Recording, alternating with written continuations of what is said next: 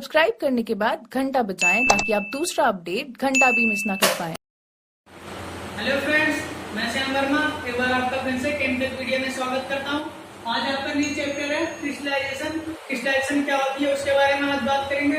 आज का main topic जो होंगे वो इंट्रोडक्शन की क्रिस्टलाइजेशन क्या होते हैं उसके बारे में हम जानेंगे। सॉल्वेंटी, किसी भी सॉल्वेंट की सॉल्वेंटी किसी भी सॉल्यूट के लिए क्या होती है उसके बारे में जानेंगे। क्रिस्टलाइजेशन प्रोसेस मतलब क्रिस्टल कैसे बनते हैं, उसकी पूरी प्रोसेसिंग कैसे होती है उसके बारे में हम जानेंगे।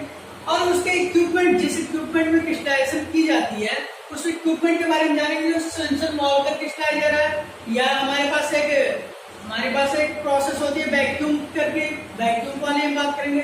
तो देखते हैं क्या होती है। सबसे पहले बात करें हम इंट्रोडक्शन, क्या होती है क्रिस्टलाइजेशन।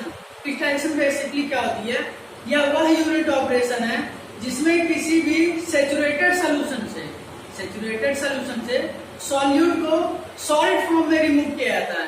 और सैचुरेटेड नाम है तो सैचुरेटेड मतलब क्या है कि अगर हम किसी टैंक में कोई भी लिक्विड हमने फिल कर दिया तो सैचुरेटेड इसे तब बोली जाएगी जब इसका टोटल टेम्परेचर इक्वल हो, मतलब यहाँ जो टेम्परेचर हो वो यहाँ भी वो टेम्परेचर हो, और कंपोजिशन, यहाँ जो कंपोजिशन हो वो यहाँ भी कंपोजिशन हो, मतलब उसकी टेम्परेचर कंपोजिशन सेम हो, उसे बोलते हैं सैचुरेटेड सॉल्यूशन। तो हमने एक बात क्या की कि वह यूनिट ऑपरेशन है जिसमें सैचुरेटेड सॉल्यूशन से सॉल्यूट को क्रिस्टल फॉर्म या सॉलिड फॉर्म में रिमूव किया जाता है, उसे बोलते हैं क्रिस्टलाइजेशन। अब हम बात करते हैं सॉल्युबिलिटी। सॉल्युबिलिटी क्या होती है, तो हम सॉल्युबिलिटी के बारे में जानते क्या है। सॉल्युबिलिटी सॉल्वेंट की एक प्रॉपर्टी होती है कि कोई भी सॉल्वेंट अपने अंदर कितने सॉल्यूट को डिजोल्व कर सकती है। मान लीजिए 1 किलोग्राम हमारे पास वेसल में वाटर थी, मान लीजिए 1 किलोग्राम H2O थी, ये अपने अंदर कितने NaCl या जो भी सॉल्यूट होते हैं कितने डिजोल्व कर सकती है, वो उसकी सॉल्युबिलिटी होती है। अब मेन जो बात होती है कि सॉल्युबिलिटी किन किन फैक्टर्स पे डिपेंड करती है उसके बारे में बात कर ले हम। तो सॉल्युबिलिटी जो सबसे पहली फैक्टर होती है वो होती है नेचर ऑफ सॉल्यूट। सॉल्यूट के नेचर के बारे में बात करें कि सॉल्यूट के नेचर से सॉल्युबिलिटी पे क्या फर्क पड़ती है।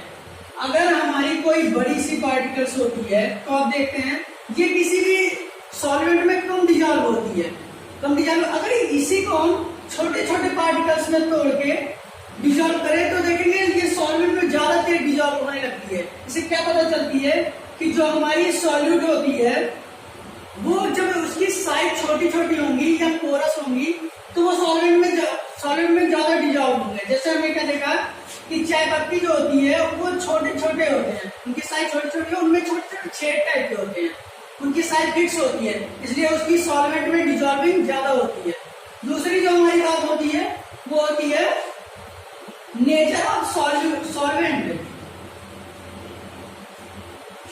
नेचर ऑफ सॉल्वेंट, अब सॉल्वेंट हम कैसा लें जो सॉल्वेंट को अपने अंदर डिजॉल्व कर सके, ऐसी होनी चाहिए ना कि सॉल्वेंट का अगर हम टेम्परेचर इंक्रीज करें तो अपने अंदर सॉल्यूट को और तेज डिजॉल्व करना शुरू कर दे। तो क्या होती है नेचर ऑफ सॉल्वेंट कि उस सॉल्यूट के लिए कौन सा सॉल्वेंट ज्यादा सुटेबल है उसको लिया जाता है। अब तीसरा जो हम बात करेंगे वो होता है हमारा टेम्परेचर। और हम बात करें एजिटेटर।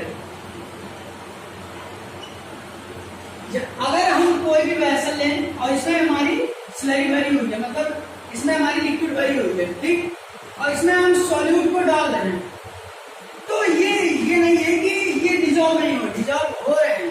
लेकिन अगर हम इसमें एक एजिटेटर लगा देते हैं, एजिटेटर लगाने से इसमें मिक्सिंग स्टार्ट हो जाएगी, और मिक्सिंग स्टार्ट होगी तो इसकी डिजॉल्व होने की पावर और टेंडेंसी बढ़ जाएगी। या इसको हम हीट अप करना स्टार्ट कर दें, नीचे से हीट सोर्स दे दें, तो हीट सोर्स देंगे तो इसकी जो सैचुरेशन पॉइंट है ऊपर हो जाएगी, तो डिजॉल्व करने की पावर और बढ़ जाएगी।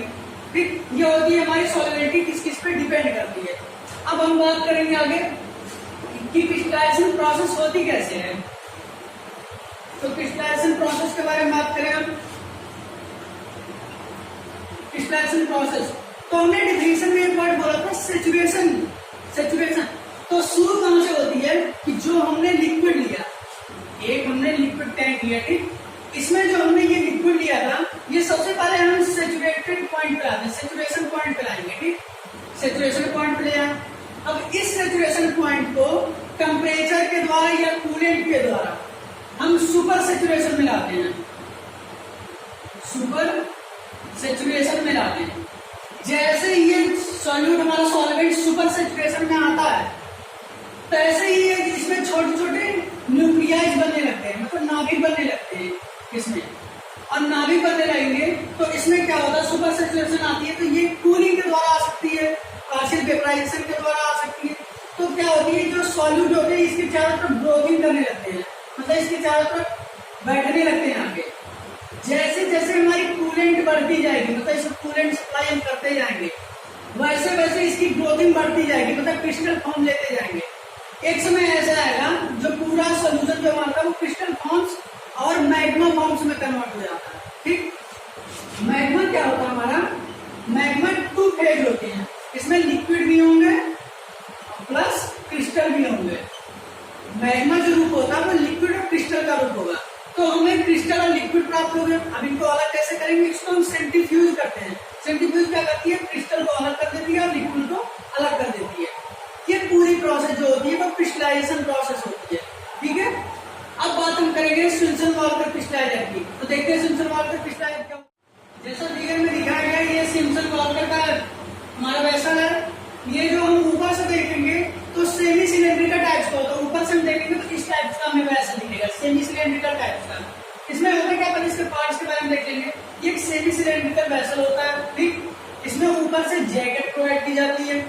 इसके अंदर एक शॉप लगी होती है जो घूमती है, जिससे ये अंदर जो एजिटेटर लगे होते हैं स्पाइरल वो मूव करते हैं। ठीक, और हम इधर से फीड को प्रोवाइड करते हैं। ठीक, अब देखें क्या होती है।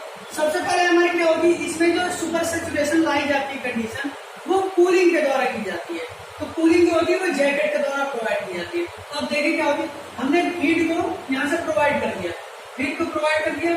इस जो एजिटेटर का 3 काम होता है। एक तो काम क्या होता है, इस पूरे सोल्यूशन को एक इक्वल टेम्परेचर पे लाना, मतलब पूरा सेचुरेशन करना। दूसरा क्या होती है, मतलब कूलिंग प्रोवाइड करना सही तरीके से। दूसरी क्या होती है, जो नीचे क्रिस्टल बैठने लगते हैं उसे ऊपर होल्ड अप करना, मतलब यहाँ आगे अभी से ऊपर कर दिया, दूसरा लिक्विड आ गया नीचे। ठीक, तीसरा क्या होती है, जो नीचे मड बैठ जाती है उन्हें काटता रहता है।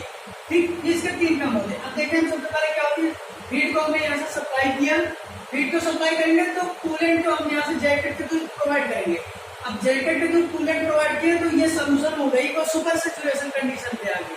सुपर सेचुरेशन पे आ गई तो इसमें न्यूक्लियाई बनना स्टार्ट हो जाते हैं, नाभिक बनना स्टार्ट हो जाएंगे।